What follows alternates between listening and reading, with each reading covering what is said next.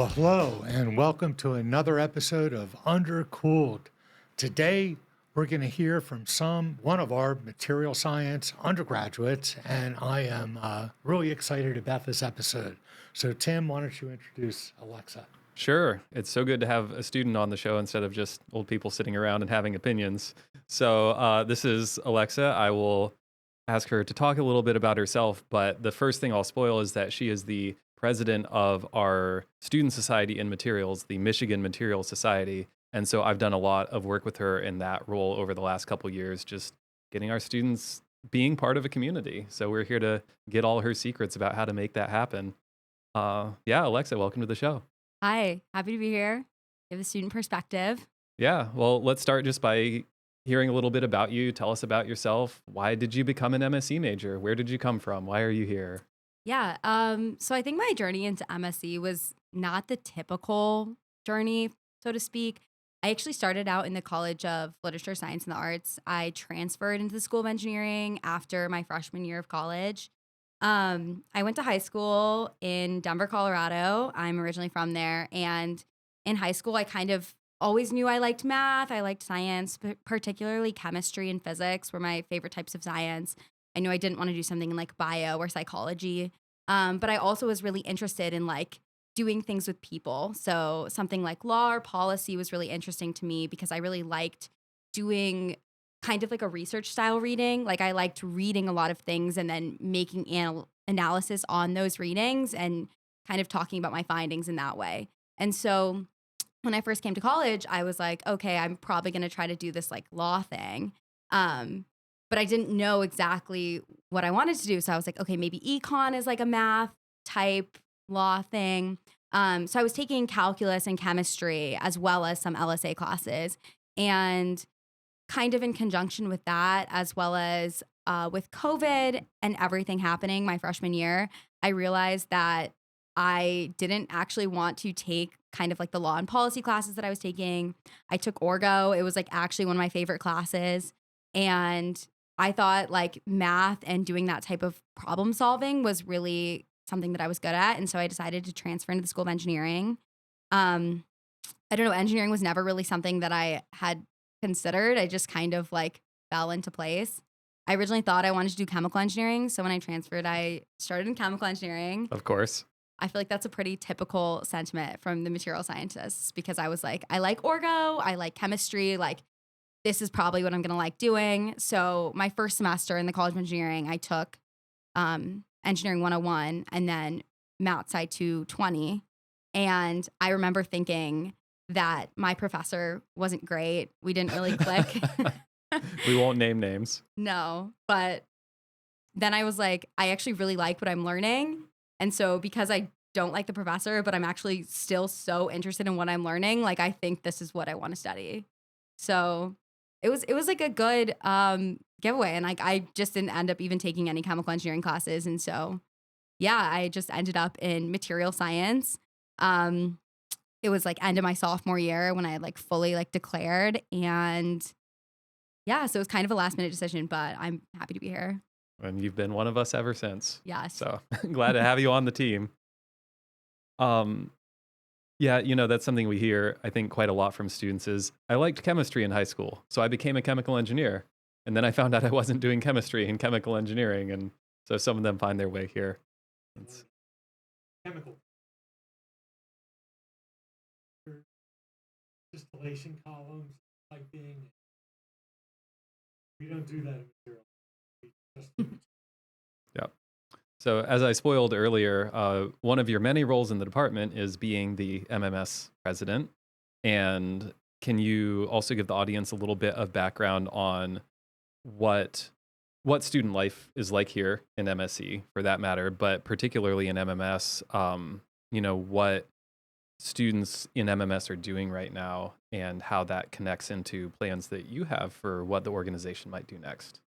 Yeah, so I think particularly the material science and engineering department at the University of Michigan is super tight knit. I think MMS is a big part of that.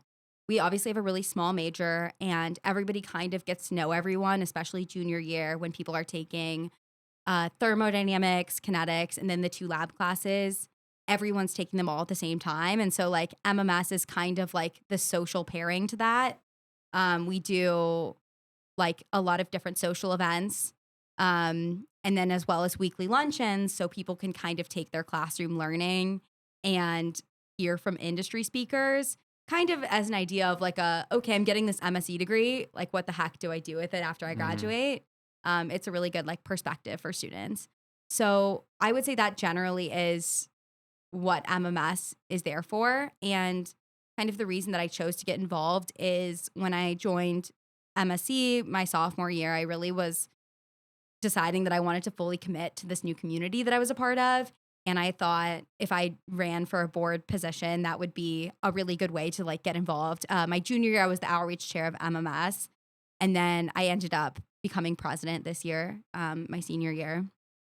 And so after joining MMS, seeing like the way that it run and understanding kind of the role that it has in students' lives, again, being like a social outlet so people can know each other, not just in a classroom setting, but also in a social setting. And then also like being kind of one of the key ways to connect classroom learning to real life.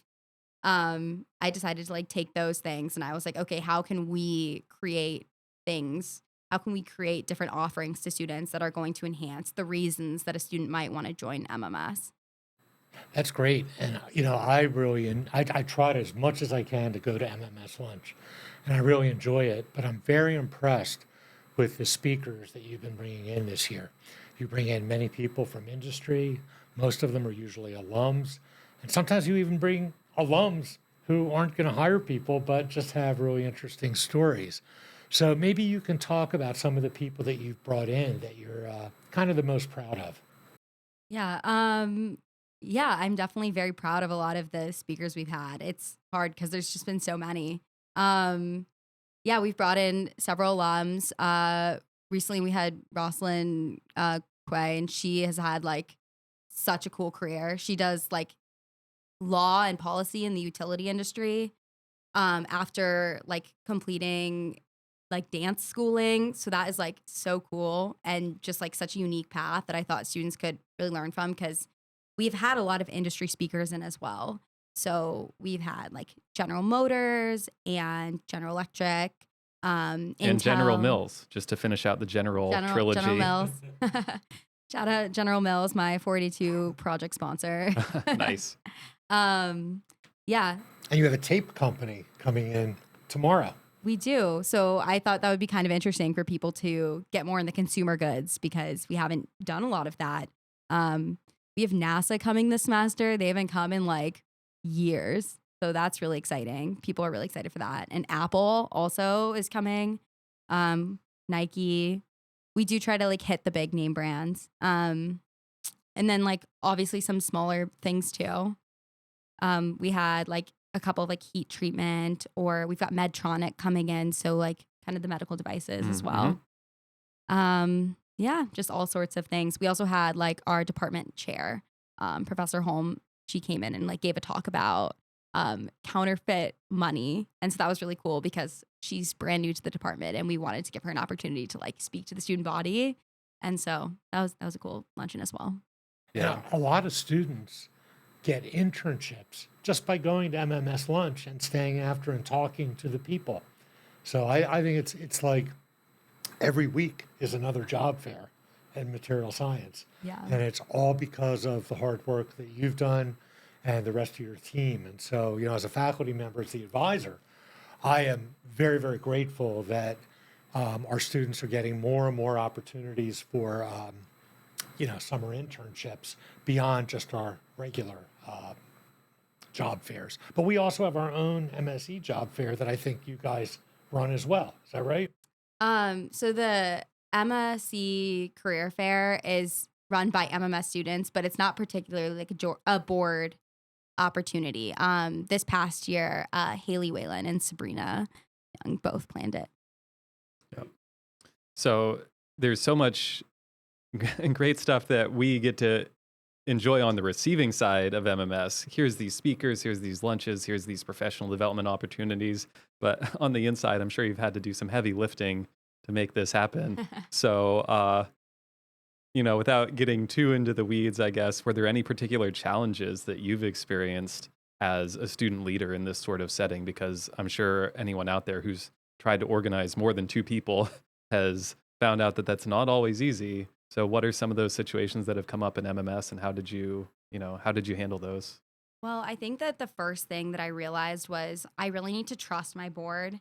My initial thought process about running a board was like, oh, like I want to be really chill and I want it to be like low activation energy to like do the work. And then I realized like that's actually not what I want at all. Like this is a community that I really care about. And so I the first week that I was president, I had each person write a one-page document to me saying all of the goals that they want to accomplish the year, things that they need from me, what they think their idea of success is within their role, and specifically what they want MMS to work towards, like what they think that our goals should be towards.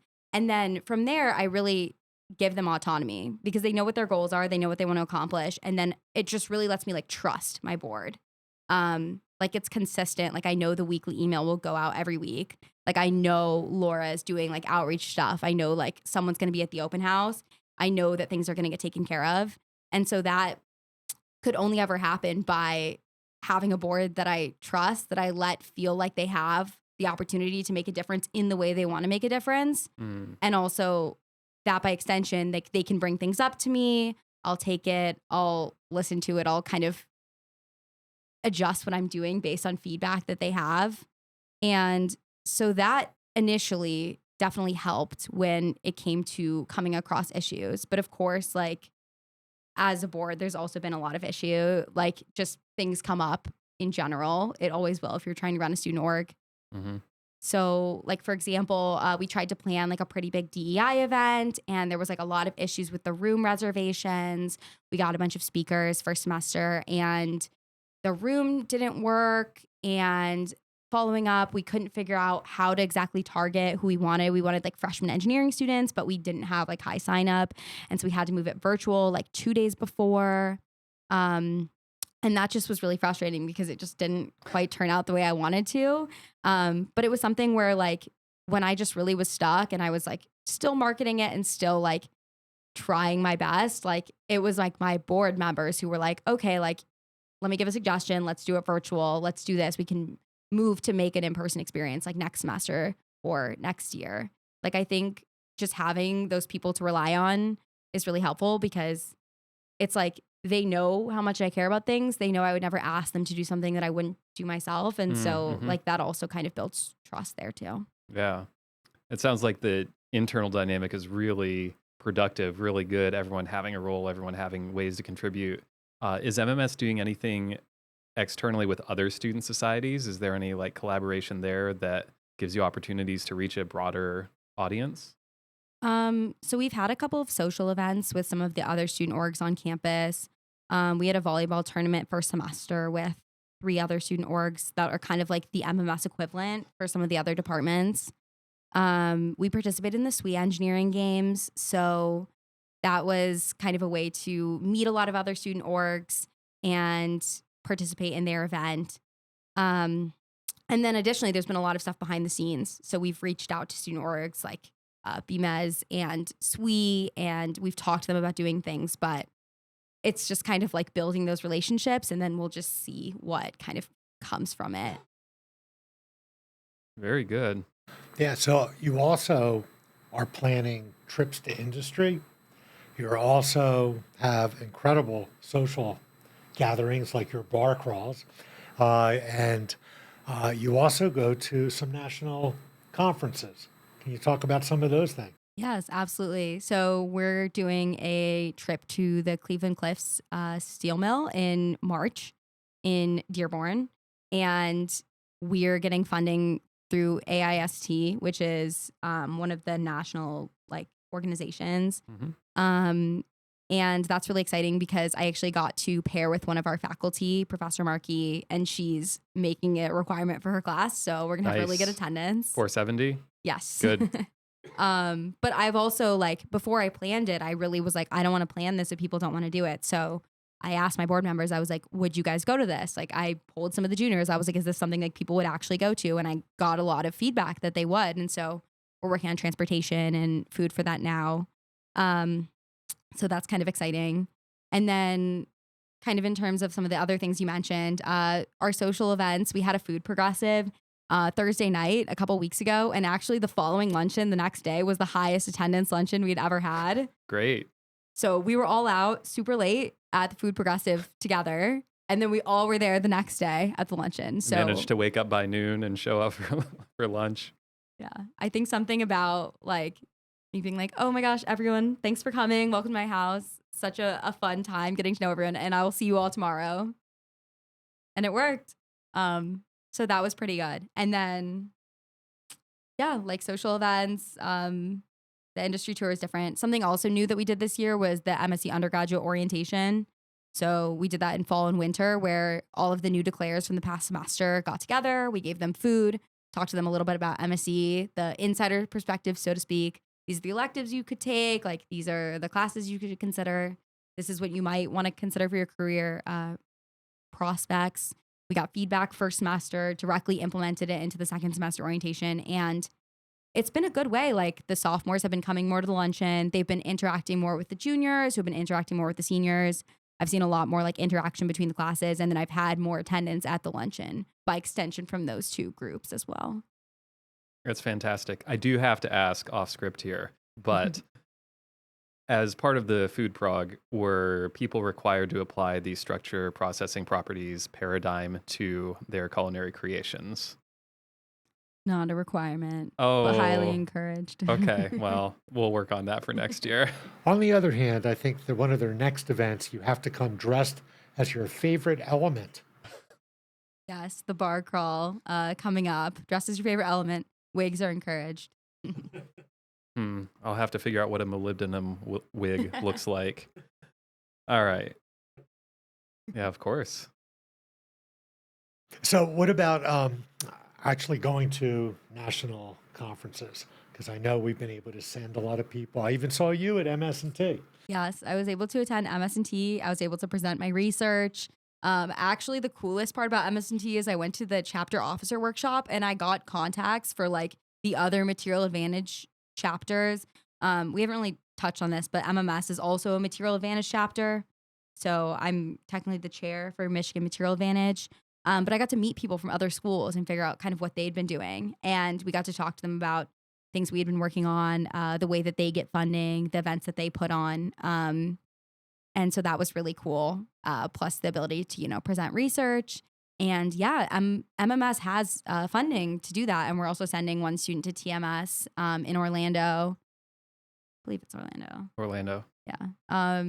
This semester. So yeah, we really have, I'm so grateful. Like we have the connections that we do in the department and with, again, the different societies, ASM, TMS, all of them. So yeah, that allows us to get funding. And then on top of that, COE, the like SOFC, which is the student funding through COE. But yeah. And I think a lot of our alums also contribute to be able to send students to conferences. Yeah. It's a super great opportunity. I think conferences, like obviously they're kind of coming back new off of COVID. So I would say like the attendance at the conference aren't as high. Like I remember going to MS&T and like there were some schools that brought like 20 plus students. Wow. Yeah, it was crazy.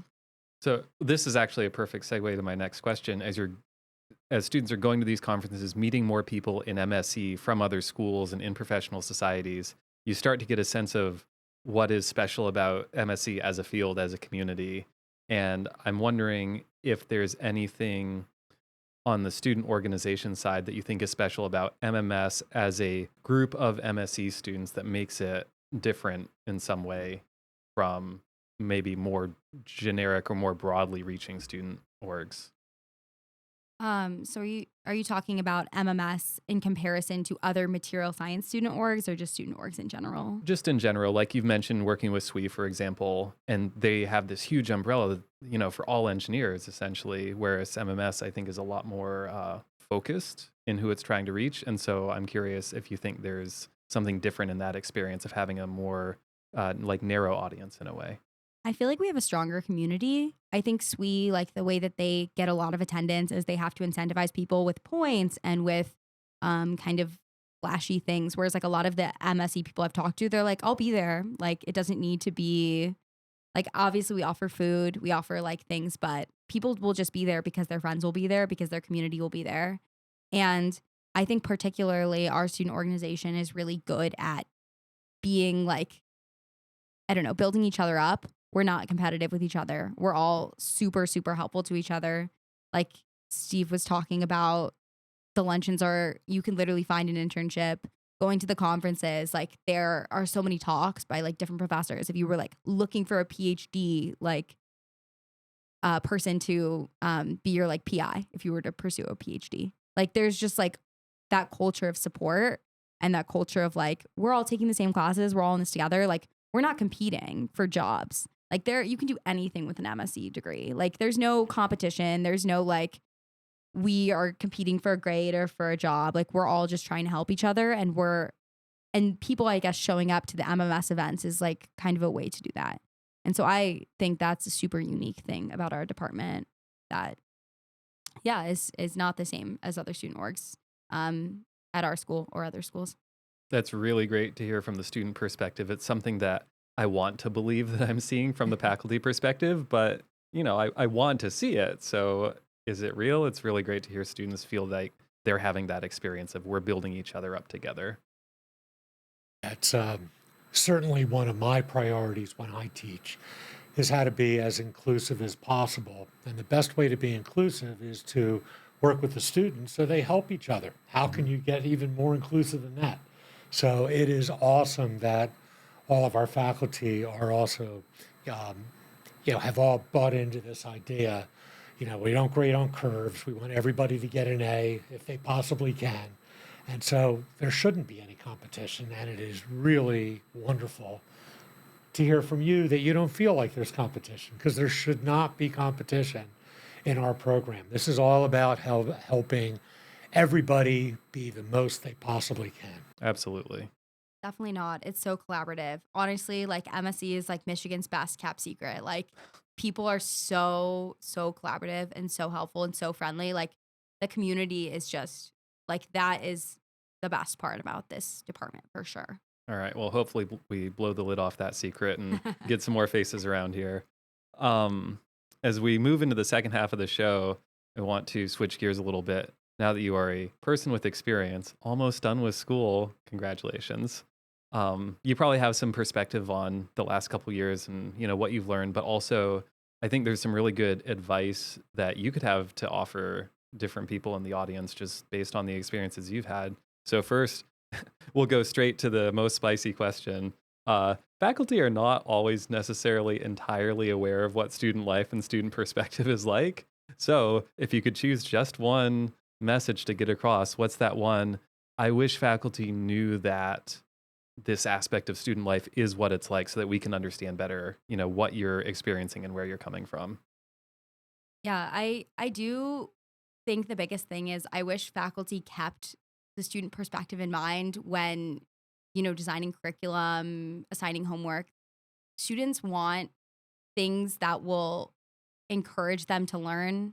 They want to feel like you have to remember like the reason they signed up for the class in the first place, because they thought that this topic was interesting, and they probably want to hear about the topic in the context of what they can do with it after they graduate.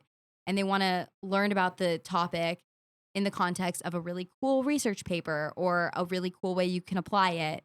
That's maybe not something you would think of initially. Um, and then that goes the same with homework and assignments. It's like everything should have a purpose.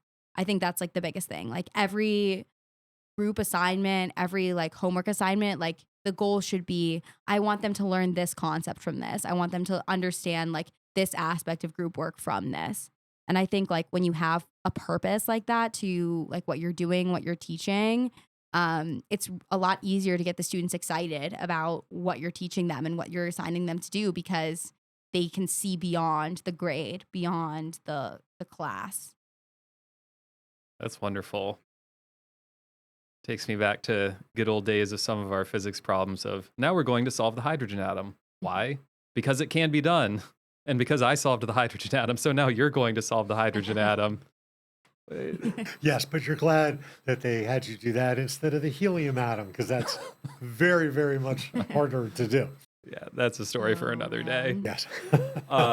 On the other side of the experience continuum, what would you say to like a freshman or a sophomore? Someone who's closer to the start of the college journey, and it's the classic sort of if you could talk to freshman you, right? What do you wish she had known that you could pass on to someone who's just getting started? I think that freshman year, the most important thing is to take care of yourself first. Make sure that you're making time to do things that will keep you in check. Save time to study and to do your laundry and to make friends. And don't overwhelm yourself. Don't feel like you have to do it all at once. Like make sure you're keeping the end goal in mind. So like for me, I knew I really wanted to do research in college. And that was something I knew I really wanted to do. Um, and so I got involved in Europe and then I didn't love it. And then when I joined MSc, like I got involved in research, but it wasn't like I felt like I had to do everything all at once. I mean, I kind of did, but that mindset just like didn't help me. I felt like I was behind or like I just had to do everything. It's not like high school. You can't do everything. Like it's much better to prioritize things that make you happy, to make sure that you have like things in your life. Like everything has a specific thing you're leaning towards because college is again not like high school. You can do everything. There's so many opportunities for you, so you really have to like be introspective and understand what's important to you and how to spend your time because yeah, like it's college can go by really fast and so you need to know what skills you want to gain and what specific experiences are most important and prioritize those. That's great advice. I should apply that to my own life. Let's see if that helps me out with a few things. So I was wondering, I've been experimenting with using instructional aids, and it's actually given me great insight into our undergrads because I get to experience them in a very different way than when they're in my class. And I've been absolutely amazed at how smart and how passionate our students are for material science. And I'd like to try to get more students involved in being an IA where we actually pay you $18 an hour for doing something. It's probably the first time in these students' lives that they're actually getting paid for what we just taught them. So it's a little payback. And so does that sound like something, am I only seeing a tiny part of the student body, or is this something that students would like a wider access to? More students being able to do it. I think, I guess, first of all, I think instructional aids are a great way to get your students interested in MSc because, like you said, these are the people that recently went through it. They're getting to very newly apply what they learned to teach others. And that's a good way to, I guess, get involvement or gain interest in the department. And then by extension, I think a lot of people who are my age, like upperclassmen, are excited to share their experiences with the underclassmen because we like our department. We are very proud to be part of the community. We like what we're learning. And so I think that is a fun experience. I'm an Engineering 110 department ambassador, which just means I teach a discussion section. And I feel like I get to do that. And I love talking about MSE. Like I joined the S1E University Showcase subcommittee because I just wanted to represent MSE to high school students. That's why I was originally outreach chair. Like I just liked doing outreach. And I feel like I've heard a common sentiment among a lot of other students. Yep. One of the other things about the casting a wide net for IAs that's so important to remember is some students will have this perspective of, oh, I didn't get an A plus in the class. I don't know anything. I'm not qualified to do this. And for us, on the instructional side to say, it's usually the B students who are the best teachers. They know the struggle. They actually understand why this stuff is hard. They had to work for it. That can really make a difference when connecting with someone who's trying to learn this for the first time. I've had some of my best IAs were B minus or even C plus students because they really understood what was difficult. But, A students are good too because they know the material. And I think it's good to have a mix so that one IA isn't responsible for just one set of students, but we rotate around. Hmm. And they get to see, it's nice for the students who are learning, but I think it's even better for the students who are the IAs because they start to realize that they actually know the material in a deeper way than they probably never even realized. I didn't get that experience until after I graduated from college. I thought when I got my first job, oh no, I'm going to get my butt kicked. And I go into my job, and then I was just unbelievably appalled at how dumb the other people were. And I'm like, oh, wow, I must have gotten a good education because I wasn't any smarter than those people, but I was better prepared because I went to a school that cared. And so I think that happens when people become IAs. They become much more self-aware that they really did actually learn something.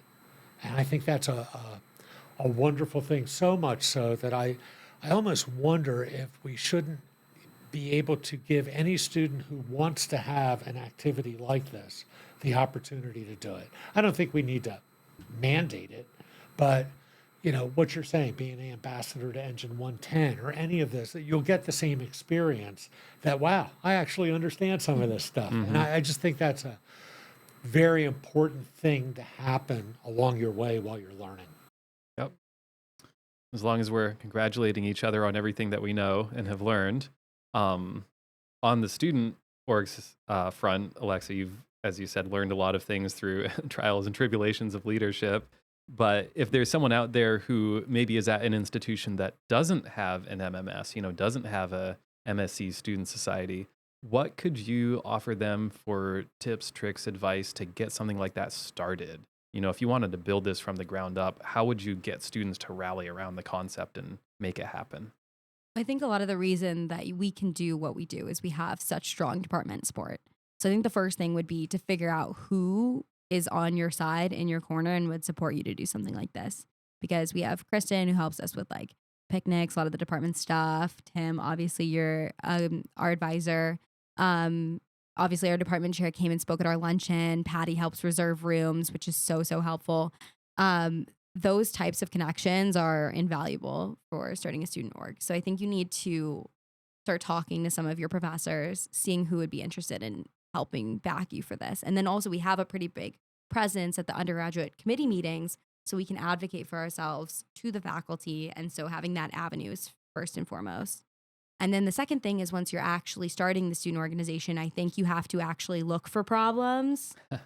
You have to look for something where you don't realize like it's a huge problem because you don't have it, but you could see a need for it. Like, for example, my junior year, I realized I was just thinking about it by talking to a lot of my friends in engineering. And I realized like, we were one of the few departments that doesn't have like t-shirts for new declares. And so like I emailed Katie the next day and I was like, can we do this? And so now we have free t-shirts for all like the new declared students. And like that was the same with like the MSc undergraduate orientation. I was like, we don't have a way for like the sophomores to meet each other really until like junior year when they're all in the same classes. And so like it was something I was like, is this even possible? I'm going to email people. I'm going to see what happened. And like for every situation that I'm telling you too, there were like 3 situations that I thought there was a need for and I tried, but like I just realized it wasn't feasible. And so you just need to like really like not everything's going to work out, but like it's important to kind of see what resources you have, see who on your team would support you in doing these things. Like before I do anything like this, I bring it up to the board meeting. I'm like, would people be interested in this? Would anyone be willing to help me? Is anyone really passionate about like starting this? And again, just realizing who's in your corner because it's a lot of work. You can't do it alone. That is great advice. Steve, did you have any last questions you wanted to ask before we start to wrap things up? No, I think I know some of what's on tap for the rest of this term, but what's going to happen near the end of the term? Any wild, crazy things for your last? I would like to do some sort of like graduation event, like a graduation picnic or a seniors, do some sort of like casting or pictures or I don't know. So that's kind of in the works. But in terms of the rest of the semester, we've got, some social events. Obviously our industry tour. We're doing our first ever MMS formal. So that will be really exciting. That's exciting. Yeah, it's very exciting. It's kind of like instead of the bar crawls, this will be a way to like include the underclassmen because you don't have to be 21 to go to a formal, but you can still like have fun and make a night out of it as opposed to a lot of the other events we've been limited. So that's really exciting. And then obviously when it comes to wrapping up my term as president, I'm really, really, really focused on continuity of the organization. So I'm going to have all of the board members rewrite their transition documents or at least add things to update their current positions because there's a lot of things in the transition documents that just don't really apply anymore. We've all kind of taken our roles and like added things to them. Like for example, Laura being outreach and doing merch, that's not necessarily in her role on the transition document, but that's like a really big part of her role. And then like a lot of things don't apply anymore. So like right now the treasurer is technically in charge of like napkins and plates. But our secretary is in charge of the silverware. So Andy just does all of that. Anyway, so we really want to make sure continuity is important. I've been really trying to do that just in general. I've been taking notes at every luncheon on how many people we have, how much the food costs.